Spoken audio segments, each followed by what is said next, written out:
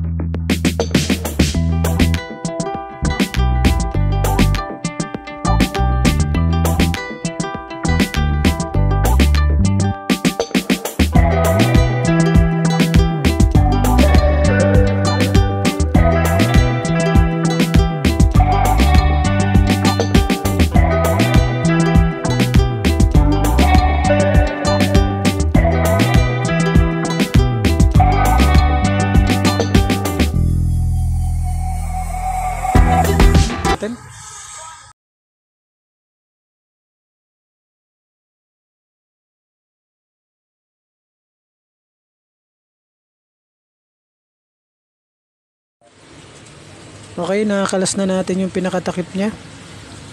Kung makikita nyo, sobrang kapal na ng alikabok sa loob. Ayan. Sobrang dumi. Yung pinaka-board, marumi na. Kapal na. Ayan. Ngayon na lang siguro ulit ito nabuksan. Meron na siya ditong adapter sa gilid. Ayan. Dati raw kasi pinalagyan niya na to ng pinaka-exhaust sa ibabaw, sa gilid. Ayan. Kaya naglagay sila rito ng adapter para supply dun sa exhaust na yun. Ito nga pala yung pinaka control ng treble base at saka yung balance nya. Itong board na to, yung maliit na board na to. Andito yung mga control natin. Yan, yung balance, treble base, tsaka yung delay. Yan. Ito yung volume control. Yan yung board na yan. Yan yung i-check natin, yung pyesa dyan, yung mga volume control natin. I-check natin isa-isa para makita natin kung sira. Tapos mamaya linisin natin to pagkatapos. Okay, kalasin natin tong board na to. Ayan, tanggal na natin yung pinaka-control. Ayan. Bali, ito yung base, ito yung treble, ito yung balance. Ayan. Yung sa delay, hindi nakakasama dito. Andun sa kabilang side, kabilang board. Ito lang tatlo yung testing natin. Okay? Use muna natin.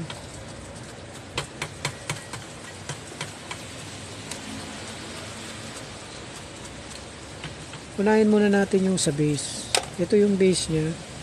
Ito muna unahin natin i-testing yung base. Tanggalin natin.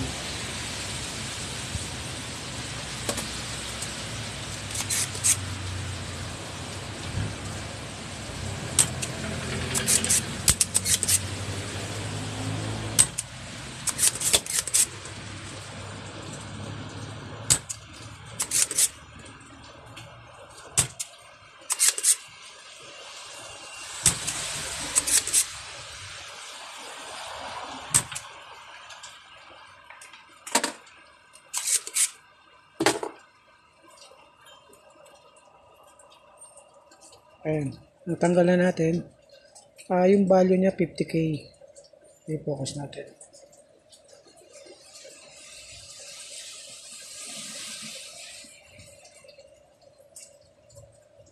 Ayan, 50k yung value.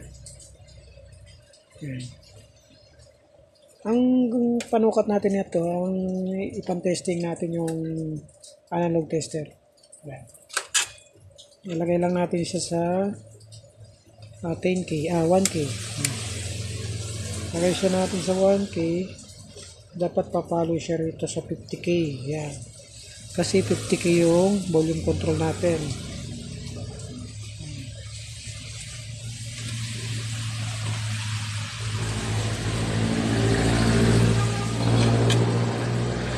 Dapat papalo siya ng 50k. Yan. Naka-range tayo sa 1k, kaya dapat sa 50k siya papalo. Dahil yung volume control natin 50k. Okay? Anim lahat yung paa niya. Bali left and right channel kasi ito, kaya anim. Yung tatlo lang, bali mono lang yun. Pag anim, ibig sabihin stereo, left and right. Okay? Unahin muna natin ito. Ayan. Papansin nyo, hindi siya pumalo. Dapat dito sa magkabilang dulo, papalo na ng 50k yan eh. Dito. Tingnan natin yung kabila. Ayan. Dapat ganyan. Papalo siya ng 50k. Ayan. Tingnan natin yung, pag testing din natin yung gitna, kailangan, pag sinagad mo siya sa kabila, naka 50k, pag sinagad mo ng control doon sa kabila, pag in-adjust mo siya ng sagad dito, naka 50k dapat siya. Yan lang natin yung ilang. Masyadong maliwanag. Kaya natin. Yan. Para makita. Okay. Okay, ulitin natin. Ito. Mapapansin nyo, wala siyang palo. Yan. Wala siyang palo. Tingnan natin yung kabila. Yan. Meron siyang palo siya. Yan. Meron siyang resistant hanggang 50k.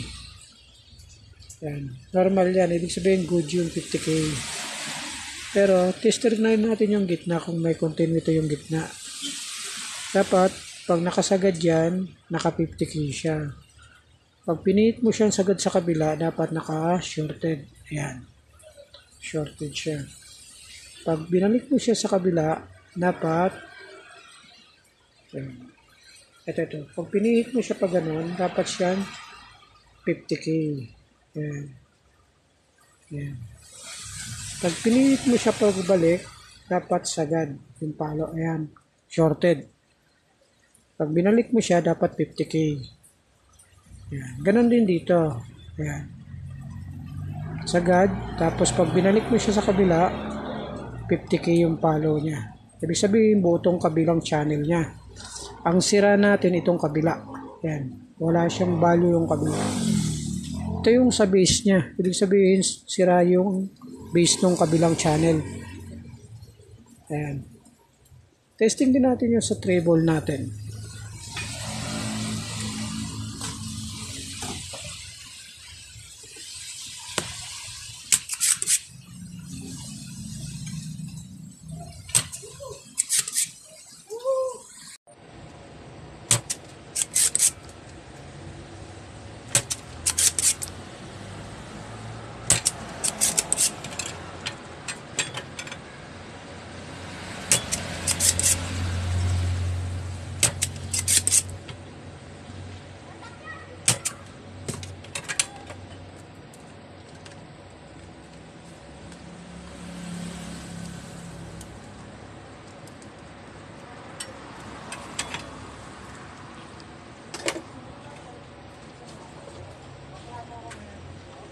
Ayan, 50k rin yung value ng treble natin. Ayan. Balit 50k rin yung value. Testing din natin to para makita natin.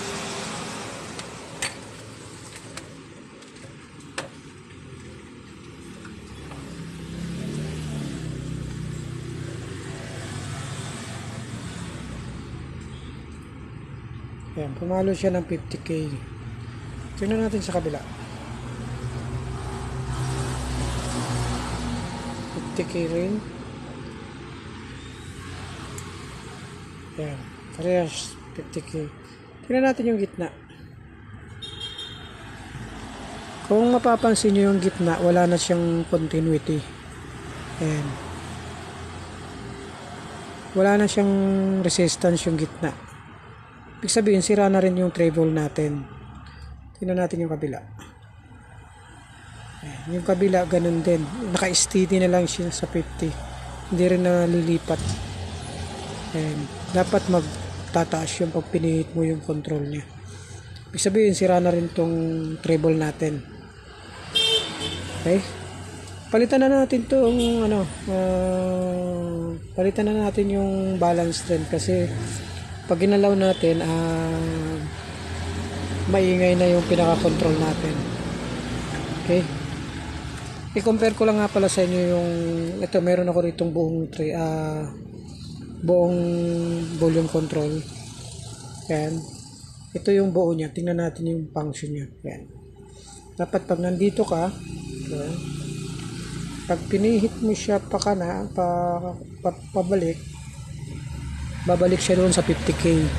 Pag pinihit mo siya pa kanan, yan, mag-shorted yung continuity niya. Ganun din dito sa kabila. Pag pinihit natin pa kabila, shorted siya.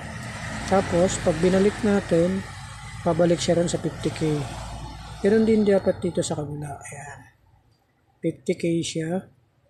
And then, pag pinihit natin to, ayan. Ayan, shorted. Pag binalik natin, dapat hanggang siya sa 50k. Ganun din yung kabila. Ayan. Ayan. Shorted, tapos 50k. Okay? Ibig sabihin, sira na yung ah, sa base natin tsaka yung sa treble natin, treble control natin. Kaya malaking pagkakaiba ng performance nung dati kaysa ngayon. Kasi pag sira na itong mga control natin, ibig sabihin na mag-iiba talaga ng performance yung tunog. Hindi na katulad nung bago pa lang natin nabibili.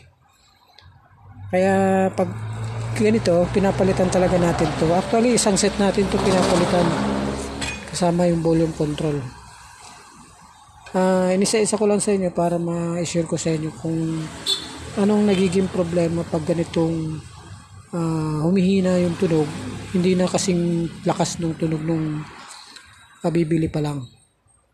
Yun ang nagiging problema niya. Yung mga control niya nasisira. Kaya humihina yung tunog niya. Hindi na kasing ganda ng tunog ng dati. Okay? Palitan natin para makita natin. Iparinig ko sa inyo pag napalitan na natin yung mga control natin. Okay? Okay, palitan natin. Ayan, napalitan na natin yung mga control niya. Bali, pinalitan ko dito yung bass, treble, tsaka yung balance. Ayan. Bali, wala akong stock nung animan dito sa stereo. Kaya ginamit ko yung isa lang yung stock ko. Kaya ang ginamit ko yung waluan. Yung ginagamit sa volume. Dito. Ganito. Bali yun ang ginamit ko kasi wala akong stock nung iisa lang yung stock ko. Kaya ito na lang yung ginamit ko. Bali wala naman problema yun. Ang ginawa ko, hinang ko na lang yung dalawang paa niya. Tatlo lang yung ginamit ko. Yan. Wala namang connection yun doon. Tatlo yung ginamit ko. Parehas din ang value na 50k. Walang pagkakaiba yun.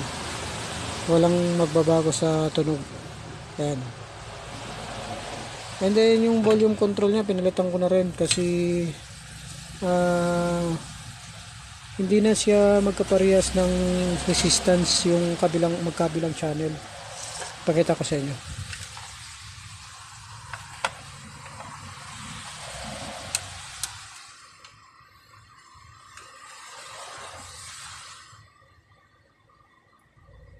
Ayan. Alas 100k lang yung kabila. Pag dito sa kabila 50k. Ayan, hindi na siya magkaparehas ng resistance. Kaya pinalitan na rin natin to kasi malaking epekto rin yun sa tunog niya. Yung pinaka volume control niya. Okay, testing natin para malaman natin kung okay na yung tunog niya.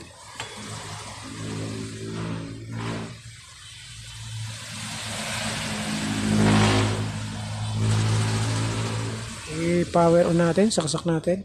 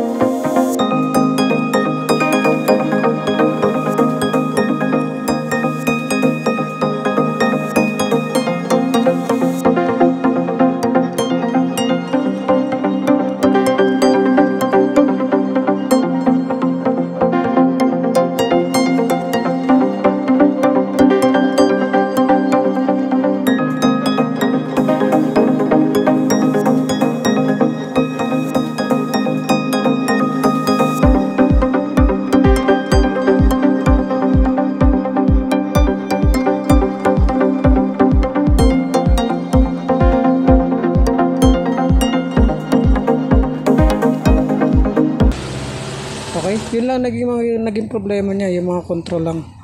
Yun lang yung pinalitan natin. Okay, maraming salamat. At kung bago lang kayo sa channel ko, paki-subscribe na lang. At paki-pindot nyo na rin yung notification bell para lahat ng bagong video natin, updated kayo. Okay? Ilinis lang natin to, tapos i-assemble natin para matuwa naman yung may-ari. Okay? Sana nakapag-share ako sa inyo na kaunting kalaman sa amplifier. Maraming salamat.